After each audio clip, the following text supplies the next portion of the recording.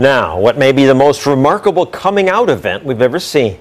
A little girl is unable to speak a word or connect to the world around her in any way, or so everyone thought, until she turned 11 and suddenly something remarkable happened. ABC's John McKenzie has the story of a girl breaking out of her own body. You don't know what it feels like to be me. When you can't sit still because your legs feel like they're on fire, or it feels like 100 ants are crawling up your arms. How is it that these powerful words came out of this flailing body? People look at me and assume I am dumb, because I can't talk. Something extraordinary happened to this 14-year-old who was written off as mentally deficient, something that may help unlock the mysteries of a baffling disorder. What do I want? I want to be like every other kid, but I can't, because I am Carly. Born in Toronto, Canada, Carly Fleischman was 2 years old when it became clear she was not keeping up with her twin sister Taryn.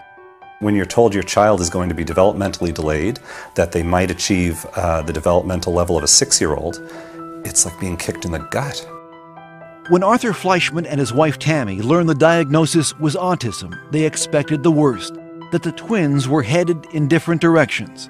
And how bad did it get for Carly, those first few years? Awful. Part of her delays prevented her from walking, from sitting up.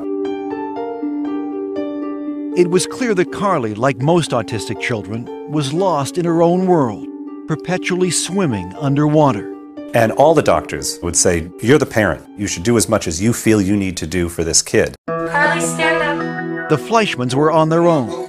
Experts told them that early intervention was critical. You use your fork. So ever since Carly was 3, her therapy has been intensive, unrelenting. This took about 40 to 60 hours a week of one-to-one therapy. She always had about 3 to 4 therapists working with her. And if you're not getting results with one approach, you move on and you try something else. You didn't give up. You pushed Carly. And when you look in Carly's eyes, you can see an innate intelligence. So we never gave up. We never gave up.